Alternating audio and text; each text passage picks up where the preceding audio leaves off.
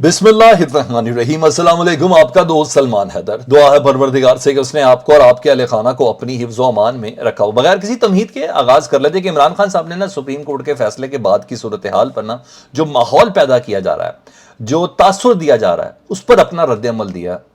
और ये रद्द अमल बजाते खुद बहुत ज़्यादा मानी खेज है। सुप्रीम कोर्ट को कहा है कि आपके आइनी फैसले पर इमरान खान ने सबसे पहले कहा कि हम अवाम आपके साथ खड़ी है, यानी पीटीआई आपके साथ खड़ी है, यानी 2/3 मेजॉरिटी आपके साथ खड़ी है। तो आप लोगों ने अपने इंसाफ के हवाले से किसी किस्म की आपने कोई ऐसी चीज़ फील नहीं करनी। यानी इमरान खान साहब ने सॉरी इजहार यकजहती किया मुकम्मल तौर पर सुप्रीम कोर्ट के साथ, तो ये बड़ी अच्छी चीज़ थी। दूसरा, खदशात की भी बात की इमरान खान साहब ने। उन्होंने कहा कि अदालत के वाज़ेह अहकामात के बावजूद सूरत हाल वाजे नहीं है। इतनी इदारों के अंदर अनसर्टेनिटी फैला दी है मौजूदा हुकूमत ने कि अदालत के वाज़ेह अहकामात, सुप्रीम कोर्ट के वाज़ेह अहकामात के बावजूद भी ये लग रहा है कि जैसे इलेक्शन नहीं होंगे। ये कुछ इस तरह का माहौल बनाना चाह रहे हैं और ये 90 दिन के अंदर इलेक्शन नहीं कराने का सोच रहे हैं। हुकूमत के अज़ाइम दरअसल इमरान खान साहब बता रहे हैं हुकूमत के बयानात की रोशनी में। तो खान साहब इस हद तक क्लियर भी नज़र आ रहे हैं कि ये बात 2 + 2 4 हुकूमत इम्प्लीमेंट नहीं करेगी।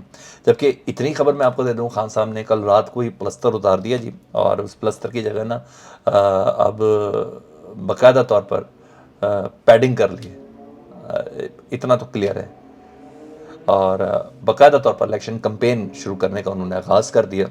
4 मार्च बरोज़ हफ्ता खान साहब पूरे मुल्क में इंतखाबी मुहिम का आगाज़ कर रहे हैं। उन्होंने कहा मैं खुद भी निकलूँगा, और ना सिर्फ मैं खुद निकलूँगा बल्कि वीडियो लिंक के ज़रिए खिताब भी करूँगा। तो वही बात होगी ना, प्लस्तर उतर गया, अब खान साहब ने पैडिंग कर ली, और खान साहब ने सिर्फ पैडिंग की है तो असल मैच अब शुरू होने वाला, और वो फील्डिंग उड़ाने के पूरे मूड के अंदर भी इमरान खान साहब नज़र आ रहे हैं। तो यही एक कोशिश थी, स्ट्रगल थी, जिसकी बिना पर जेल भरो तहरीक भी उन्होंने ख़त्म कर दी। उन्होंने कहा मैंने यही शर्त रखी थी ना, जब तक इलेक्शन की डेट नहीं देंगे, तो इलेक्शन की डेट हमें सुप्रीम कोर्ट ने दे दिया।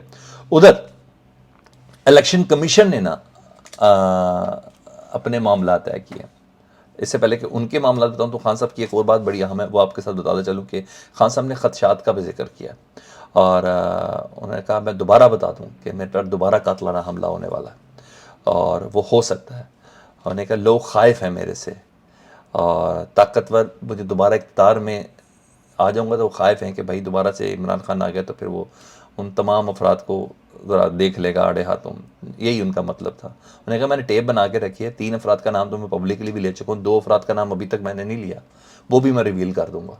तो खान साहब ने अपने ऊपर मतवक्की कातलाना हमले के बाद से फिर खदशे का जिक्र भी कर दिया कि ये मैं एक्सपेक्ट कर रहा हूँ। तो खान साहब दोबारा उसी मोड के अंदर आए हुए हैं। तो ये सब चीज़ें तो हैं।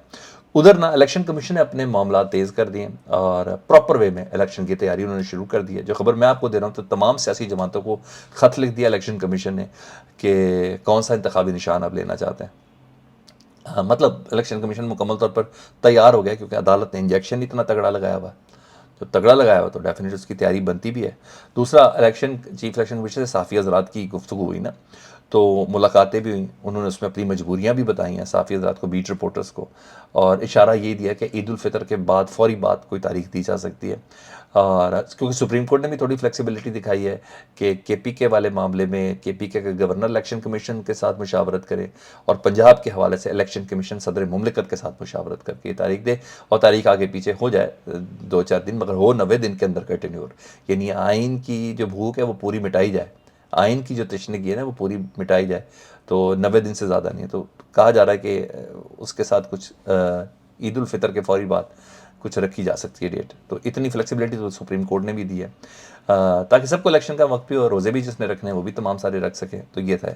तो चीफ इलेक्शन कमीशन ने इस सिलसिले में कल भी एक अहम इजलास बुलाया था। आज भी चीफ इलेक्शन कमिश्नर ने एक अहम इजलास बुलाया है जी। उसमें सेक्रेटरी लॉ है, वो उसके अंदर मौजूद होंगे, और दीगर अफराद, क्योंकि मशावरत का अमल secretary election commission secretary law नहीं करना है, चाहे गवर्नर से हो चाहे सदर मुमलिकत के साथ हो।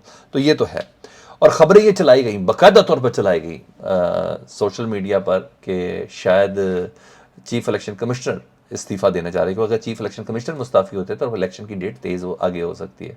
क्योंकि खान साहब ने इधर रफड़ डाल देना कि अगला चीफ इलेक्शन कमिश्नर मेरी मुशावरत के बगैर आ ही नहीं सकता, क्योंकि मुझे باقاعدہ طور پر الیکشن کمیشن نے میرے 33 افراد کو ڈی نوٹیفائی کرنے کا نوٹیفیکیشن وہ معطل کیا ہوا ہے، اور لاہور ہائی کورٹ ویسے ہی فیصلہ دے چکی ہے، تو میری مشابت کے ہوئے چیف الیکشن کمشنر کیسے آ سکتا ہے؟ تو اگر چیف الیکشن کمشنر مستعفی ہو جاتے سکندر سلطان راجہ صاحب تو الیکشن آگے جا سکتے، لیکن نہیں، یہ خبریں چلائی گئی تھیں، اس پر بھی سوال کیا چیف الیکشن کمشنر سے کہ آپ استعفیٰ دینا چاہ رہے ہیں، انہوں نے کہا سوال ہی پتہ نہیں ہوتا، سوچنا بھی نہیں ایسا کہ میں اپنی ذمہ داریوں سے بھاگ جاؤں۔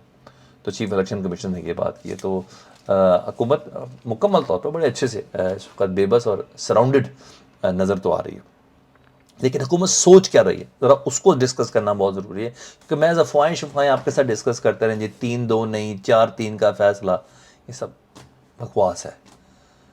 اگر اتنے یہ فنکار ہیں نا، انہوں نے صرف اسکرین سنبھال لی ہوں، تو یہ کل عدالت میں جا کے اس کیس کے حوالے سے ریٹ پٹیشن دائر کریں، ریویو پٹیشن کے اندر چلے جائیں۔ وہ انہوں نے جانا نہیں ہے، رانا ثناء اللہ صاحب خود بھی اعلان کر چکے ہیں، لیکن دنیا کو پتہ چلے گا کہ ہم پوری طاقت کے ساتھ مزاحمت کریں گے۔ وہ کیا کرنی ہے ان کو خود بھی نہیں پتہ، لیکن کہنے میں تو کوئی حرج نہیں ہے، زبان بندی تو نہیں کی جا سکتی، تو وہ تو یہ کہہ رہے ہیں۔ لیکن حکومت سوچ رہی ہے، جو چیزیں ڈسکس ہو رہی ہیں وہ بڑی اہم ہیں۔ حکومت نا معاشی ایمرجنسی لگانے کا سوچ رہی ہے، اچھا یہ لگ سکتی ہے نہیں لگ سکتی، اس پہ ہم علیحدہ بات کرتے ہیں نا ابھی۔ اور کچھ وزراء کو ٹاسک بھی دیے گئے ہیں، یہاں تک بھی خبریں ہیں۔ ہنگامی ملاقاتیں ہم نے کل کی ویسے ہی دیکھ لی تھیں، اہم ترین اجلاس دیکھ لیا تھا، سینئر قیادت اور کابینہ کا اجلاس دیکھ لیا تھا، نواز شریف اور شہباز شریف کا رابطہ بھی ہم نے آپ کے ساتھ ڈسکس کر لیا تھا۔ کہا جاتا ہے وزراء کو کچھ اخراجات مکمل کرنے کے، کچھ اہم ترین وزراء کو کچھ اخراجات مکمل کرنے کے حوالے سے کوئی ہدایت دی گئی ہے، اور وزراء نے اپنے اس وزارت کے افراد کو کہا ہے کہ جلد سے جلد اپنے خرچے مکمل کر لیں، بلکہ ایک اہم وزیر نے نام نہ لینے کی شرط پہ بتایا کہ اپنے محکمے کو پیغام دی کہ فوری اخراجات کر لیں۔ پرائم منسٹر کہہ رہے ہیں کہ اپنے اخراجات مکمل کر لیں، اور پھر بعد میں مشکل ہوگی، چند دن کی بات رہ گئی ہے۔ تو یعنی کوئی ایمرجنسی بھی ہو سکتی ہے، کچھ بھی ہو سکتا ہے، کہ انہوں نے کہا مجھے اس چیز سے متعلق کچھ نہیں پتہ، مطلب ہنگامی صورتحال انہوں نے بنا دی ہے، بعد میں پیسے رک جائیں گے، وہ یہ کہہ رہے ہیں۔ اچھا جی، تو جب معاشی ایمرجنسی تو پھر سارے پیسے فریز ہو جاتے ہیں، لیکن بہرحال آج کابینہ کا پھر اجلاس ہے، اور پھر پی ڈی ایم کا ایک اجلاس طلب کیا گیا ہے، اس کا وقت تو اناؤنس نہیں کیا گیا، لیکن یہ ساری بات مشاورت کے ساتھ ہونی ہے۔ ہاں یہ سوال ہے کہ کیا سپریم کورٹ اس آپشن کو استعمال کرنے دے گی گورنمنٹ کو کہ معاشی ایمرجنسی لگا دی جائے؟